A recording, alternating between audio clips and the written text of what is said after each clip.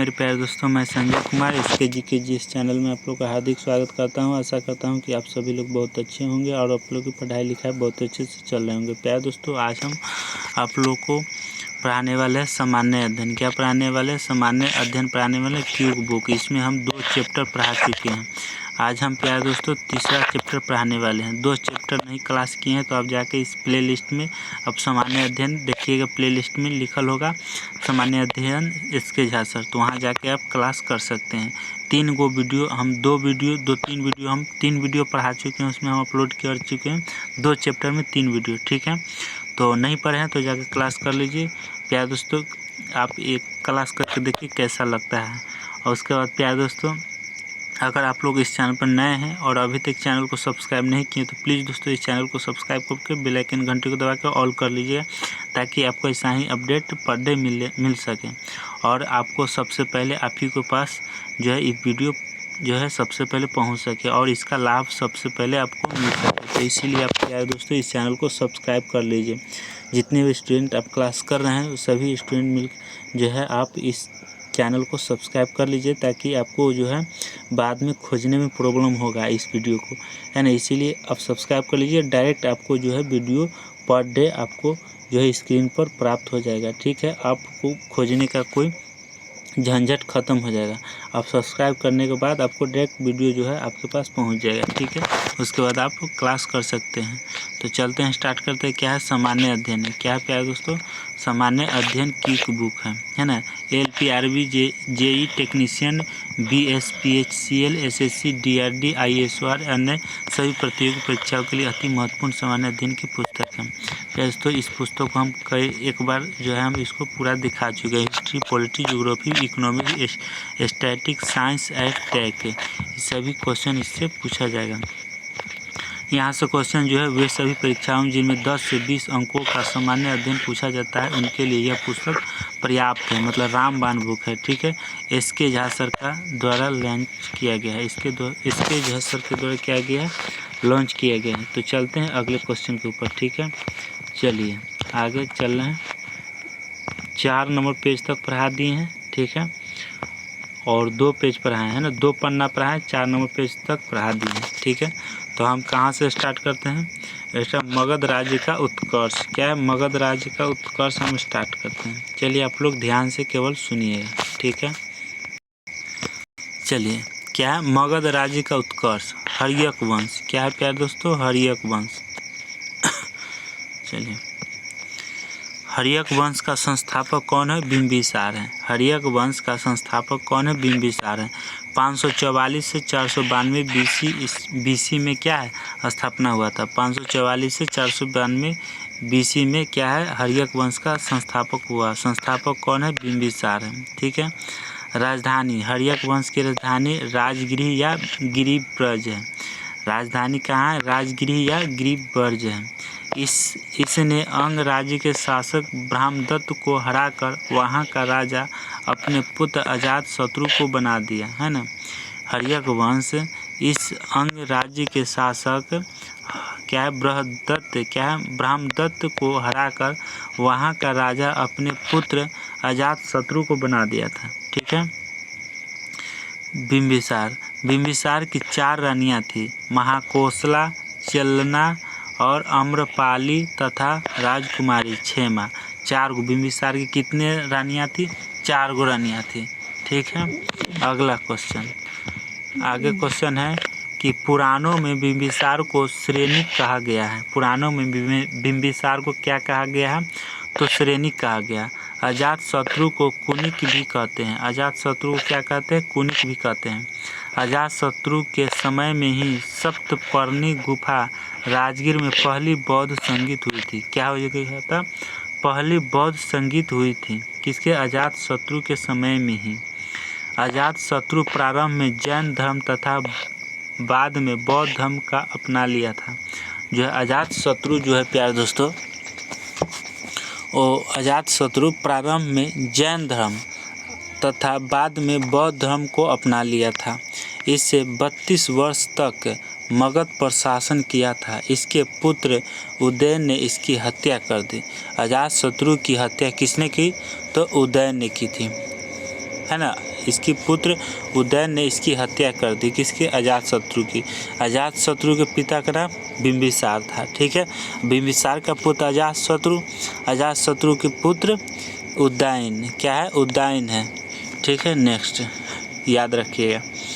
अगला क्वेश्चन, पुराणों एवं जैन ग्रंथों के अनुसार उदयन ने गंगा एवं सोन नदी के संगम पर पाटलिपुत्र शहर की स्थापना की। पाटलिपुत्र शहर की स्थापना किसने की, तो उदयन ने, याद रखिएगा। पुराणों एवं जैन ग्रंथों के अनुसार उदयन ने गंगा एवं सोन, गंगा है ना नदी पटना में, गंगा एवं सोन नदी के संगम पर पाटलिपुत्र शहर की स्थापना की। उदयन जैन धर्म का अनुयायी था, किसका, जैन धर्म का। हर्यक वंश का अंतिम शासक उदयन का पुत्र नागदशक था, है ना। उदयन का पुत्र का नाम क्या था, नागदशक था, जिसकी हत्या उसके सेनापति शिशुनाग ने कर दी।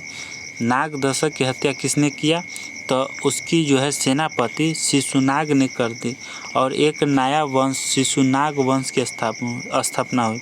जब नागदशक की जब इसकी मृत्यु हुई उसके बाद शिशुनाग वंश की स्थापना की गई, है ना। और नागदशक की मृत्यु जो है हत्या किसने किया, तो शिशुनाग ने की, याद रखिएगा। चलते हैं अगले पॉइंट। शिशुनाग वंश की क्या है, स्थापना हुआ, उत्पन्न हुआ। तो चलते हैं स्थापना, शिशुनाग वंश की स्थापना कब हुआ, तो शिशुनाग ने किया। कौन किया, शिशुनाग ने। राजधानी पाटलिपुत्र से हटाकर वैशाली को बनाया गया। पाटलिपुत्र से हटाकर वैशाली को बनाया गया।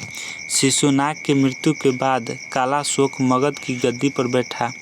जब शिशुनाग की मृत्यु हुआ उसके बाद कौन, कालाशोक मगध की गद्दी पर बैठ गया। याद रखिएगा, पहले इससे पहले क्या था, बिंदुसार अजातशत्रु, अजातशत्रु के बाद उदयन के बाद, है ना, कुषाण। उदयन के बाद कौन आया था, उदयन के बाद नागदशक, है ना। उदयन के बेटा नागदशक, तब नागदशक को मृत्यु करके शिशुनाग बना और शिशुनाग के बाद कौन आ रहा, शिशुनाग वंश की स्थापना शिशुनाग ने की। इसकी राजधानी पाटलिपुत्र से हटाकर वैशाली को बनाया। शिशुनाग की मृत्यु के बाद कालाशोक मगध की राजधानी, है ना, मगध की गद्दी पर बैठा। कालाशोक के समय द्वितीय बौद्ध संगीति वैशाली में हुई थी। याद रखिए, बहुत बार क्वेश्चन आता है कि द्वितीय बौद्ध संगीति वैशाली में हुई थी। कहाँ हुई थी, वैशाली में। आंसर मारिएगा, वैशाली में। किसके समय, तो कालाशोक के समय हुआ था। किसके शासन काल में आएगा क्वेश्चन, तो कालाशोक। यहाँ एकदम VVI इम्पोर्टेंट है कि द्वितीय बौद्ध संगीति कहाँ पर हुआ था, तो वैशाली में। किसके समय, किसके शासन काल में, तो कालाशोक, ठीक है। इस वंश का अंतिम राजा नंदीवर्मन था। कौन था, नंदीवर्मन, जिसकी हत्या करके महापद्मनंद ने एक नए वंश नंद वंश की स्थापना की। किसकी, नंद वंश की स्थापना की, याद रखिएगा। अब नंद वंश का शासन आता है, ठीक है। स्थापना महापद्मनंद, क्या है, महापद्मनंद की स्थापना किया, ठीक है। राजधानी पाटलिपुत्र थी। अंतिम शासक घनानंद था। यहाँ का अंतिम शासक कौन था, घनानंद। जब सिकंदर भारत पर आक्रमण किया उस समय नंद वंश का अंतिम शासक घनानंद था। याद रखिएगा, जब सिकंदर भारत पर आक्रमण किया उस समय नंद वंश का अंतिम शासक कौन था, तो घनानंद था। कौन था, घनानंद था, ठीक है। नेक्स्ट, सिकंदर जन्म 356 ईसा पूर्व में हुआ था। मेसिडोनिया में हुआ, कि हाँ, मेसिडोनिया में हुआ। पिता का नाम फिलिप II था। सिकंदर के पिता का नाम फिलिप II था। माता का नाम ओलंपिया था। कौन, ओलंपिया था। सिकंदर के माता का नाम ओलंपिया था और पिता का नाम फिलिप II था, ठीक है। गुरु का नाम अरस्तु था। क्या था, अरस्तु। सिकंदर के गुरु का नाम अरस्तु। सेनापति सेल्यूकस निकेटर था। सेनापति इसका कौन था, सेल्यूकस निकेटर था, ठीक है। नेक्स्ट, हाइडिस्पिज है ना, हाइडिस्पिज या झेलम का युद्ध 326 ईसा पूर्व सिकंदर और पोरस के द्वारा जो है जल सेनापति निर्याकस हुआ था। ठीक है, हाइडेस्पिज या झेलम का युद्ध जो है 326 ईसा पूर्व में हुआ सिकंदर और पोरस के बीच, जो जल सेनापति या निर्याकस हुआ। ठीक है, प्रिय घोड़ा बौर क्या है, बऊ केफला था। इनका प्रिय घोड़ा जो था वो कौन सा था, तो बेऊ केफला था। नेक्स्ट, मृत्यु जो है कब हुआ, तो मृत्यु जो है इनको सिकंदर की मृत्यु कब हुआ, तो 323 ईसा पूर्व इराक के बेबीलोन में 33 वर्ष में हुआ था। मृत्यु 323 ईसा पूर्व इराक के बेबीलोन में 33 वर्ष में हुआ था। नेक्स्ट आ जाइए, क्या है अगला, आ जाइए मौर्य वंश। संस्थापक चंद्रगुप्त मौर्य हैं। मौर्य वंश के संस्थापक चंद्रगुप्त मौर्य हैं। 322 से 298 बीसी में हुआ था। चंद्रगुप्त मौर्य के गुरु और प्रधानमंत्री कौन है, चाणक्य थे। कौन, चाणक्य। चाणक्य को कौटिल्य तथा विष्णुगुप्त भी कहा जाता है। क्या, चाणक्य को कौटिल्य तथा विष्णुगुप्त भी कहा जाता है। चाणक्य को भारत का मैकियावेली भी कहा जाता है। क्या कहा जाता है, मैकियावेली भी कहा जाता है। चाणक्य ने अर्थशास्त्र नामक ग्रंथ की रचना की। किसकी, अर्थशास्त्र नामक ग्रंथ की रचना की। जस्टिन ने चंद्रगुप्त मौर्य के लिए सेंड्रोकोटस शब्द लिख दिया। कौन दिया, जस्टिन ने चंद्रगुप्त मौर्य के लिए सेंड्रोकोटस शब्द दिया। चंद्रगुप्त मौर्य क्या है प्यारे दोस्तों, चंद्रगुप्त मौर्य 322 ईसा पूर्व में मगध की गद्दी पर बैठा। कहाँ, मगध की गद्दी पर बैठा। मौर्य काल में शिक्षा का सबसे प्रसिद्ध केंद्र तक्षशिला था, है ना। चंद्रगुप्त मौर्य ने यूनानी आक्रमणकारी सेल्यूकस निकेटर को पराजित किया और निकेटर ने अपनी पुत्री कॉर्नेलिया की शादी चंद्रगुप्त मौर्य से कर दी तथा दहेज के रूप में 4 प्रांत काबुल, कंधार, हेरात और मकरांद दे दिया। कौन दे दिया, कौन कौन, काबुल, कंधार, हेरात और मकरांद दे दिया। ठीक है, मेगास्थनीज चंद्रगुप्त मौर्य के दरबार में रहता था।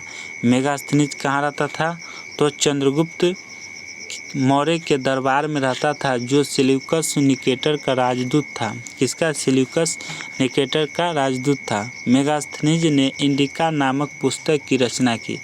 मेगास्थनीज ने इंडिका नामक पुस्तक की रचना की, जिसमें मौर्य वंश की जानकारी मिलती है। किसकी, मौर्य वंश की जानकारी मिलती है।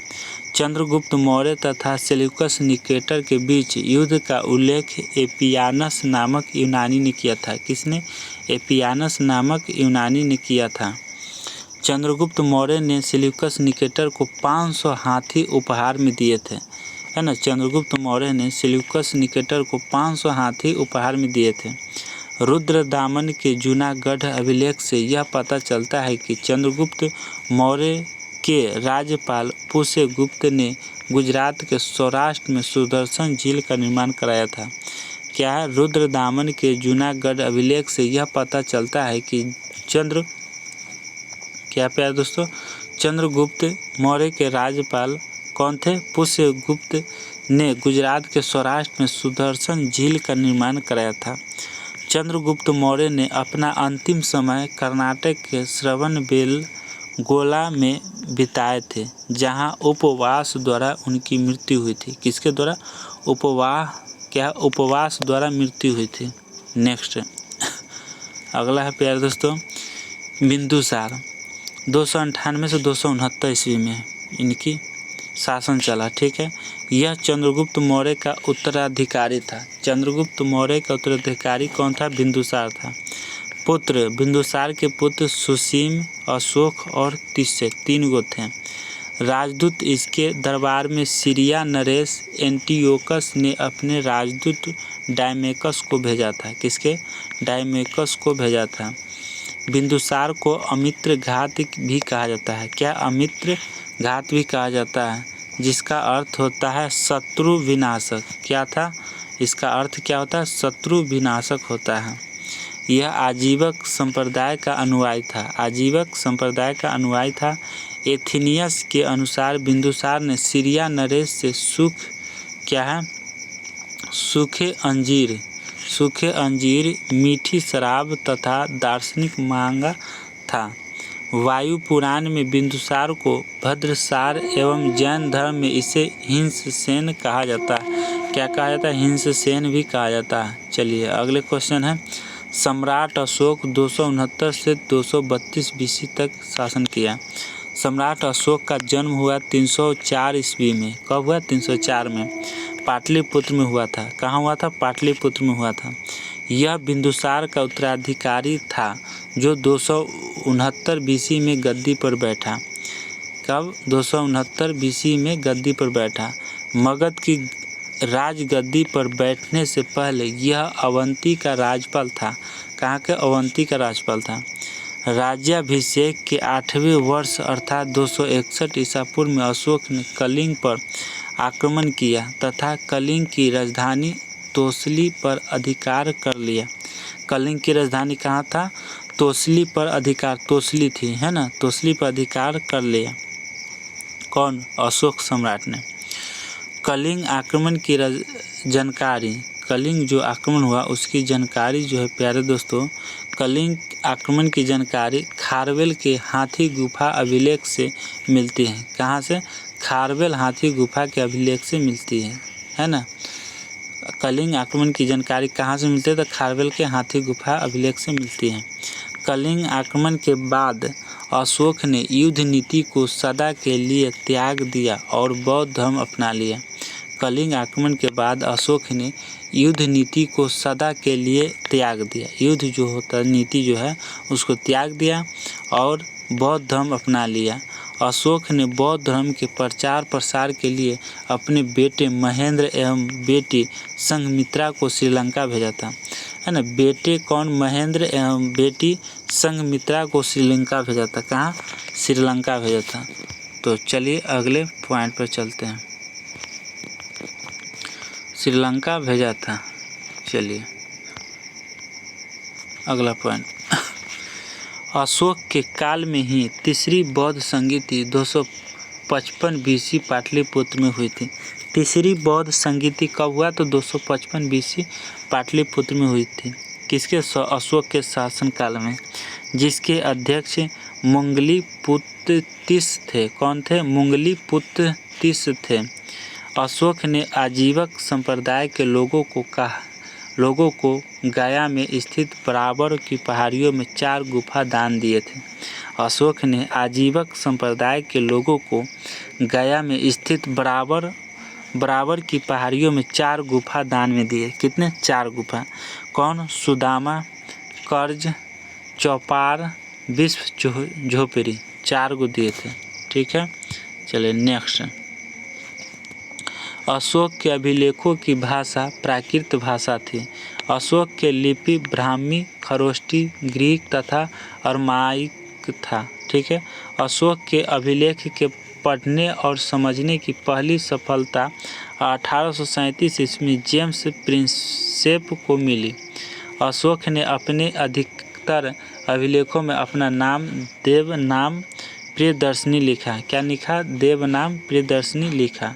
नेक्स्ट अगला है क्वेश्चन कि अगला क्वेश्चन क्या है प्यारे दोस्तों?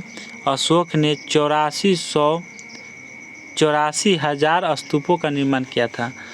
अशोक ने कितने स्तूपों का निर्माण किया? तो 84,000 स्तूपों का निर्माण किया। अशोक के शिलालेखों का 3 भागों में बांटा गया। अशोक के शिलालेख जो है कितने भागों में बांटा? 3 भागों में। कौन कौन? शिलालेख, स्तंभलेख, गुहालेख। शिलालेख, स्तंभलेख, गुहालेख।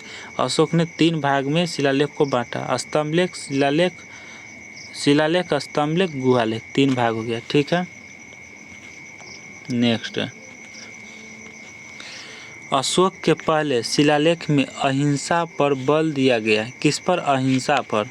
और पशु बलि पर रोक लगाया गया। किस पर? पशु बलि पर रोक लगाया गया। अशोक के चौथे शिलालेख में भेरी घोष, क्या है? भेरी घोष युद्ध के स्थान पर धम्म घोष बौद्ध धर्म की चर्चा की गई। किसकी? बौद्ध धर्म की चर्चा की गई। अशोक के 13वें शिलालेख में कलिंग युद्ध की चर्चा की गई। किसकी? कलिंग युद्ध की चर्चा की गई। नेक्स्ट है कि अशोक के 13वें शिलालेख में कलिंग युद्ध की चर्चा की गई। मौर्य साम्राज्य ने कुल 137 वर्ष तक मगध पर शासन किया। कितने? 137 वर्षों तक मगध पर शासन किया। मौर्य वंश का अंतिम शासक बृहदर्थ था, जिसकी हत्या उसके सेनापति पुष्यमित्र शुंग ने कर दी। क्या है? मौर्य वंश का अंतिम शासक कौन था? अंतिम शासक बृहदर्थ था, जिसकी हत्या उसके सेनापति पुष्यमित्र शुंग ने कर दी और शुंग वंश की स्थापना की।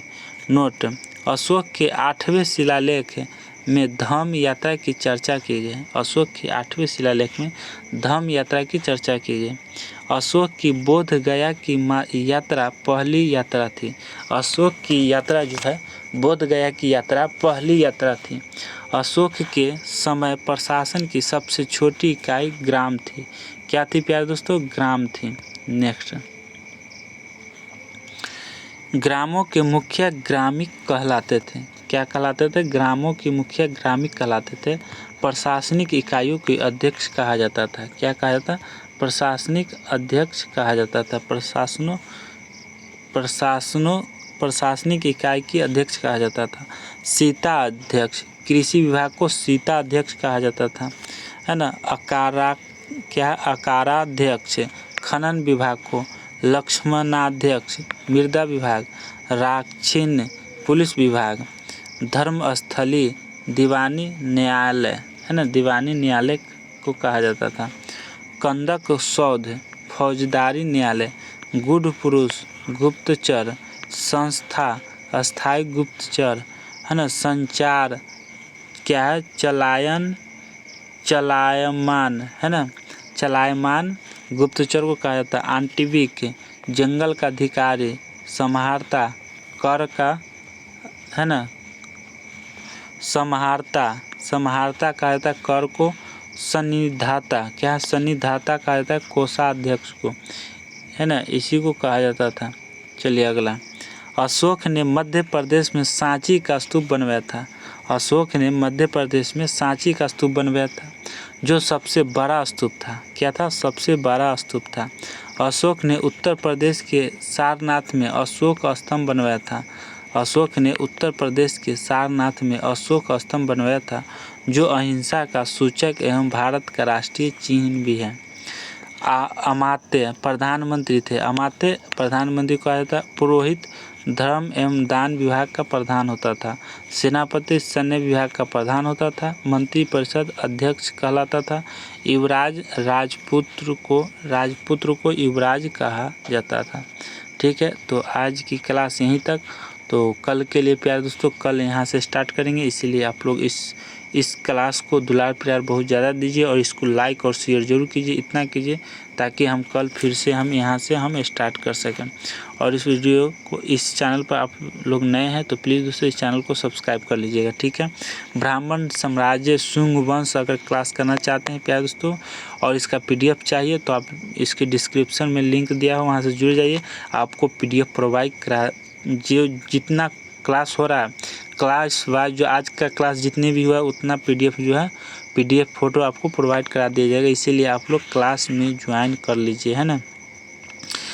टेलीग्राम में ज्वाइन कर जाइए ताकि आपको जो है PDF प्रोवाइड हो जाए। और यहाँ से भी आप याद कर लीजिए, वीडियो से एक बार 2 बार देख लीजिए, मतलब स्किप करके मत देखिएगा। ठीक है, आप शुरू से अंत तक जरूर देखिए और PDF पढ़िए। आपको कोई बुक पढ़ने की ज़रूरत नहीं है, यहीं से काफ़ी है। किसी भी एग्ज़ाम को अब जो यहाँ से क्वेश्चन पूछा जाता है वहाँ से आप ले सकते हैं। ठीक है, तो चलते हैं प्यारे दोस्तों, कल के लिए आप लोग रेडी रहिएगा। चलते हैं। जय हिंद, जय भारत। थैंक यू दोस्तों।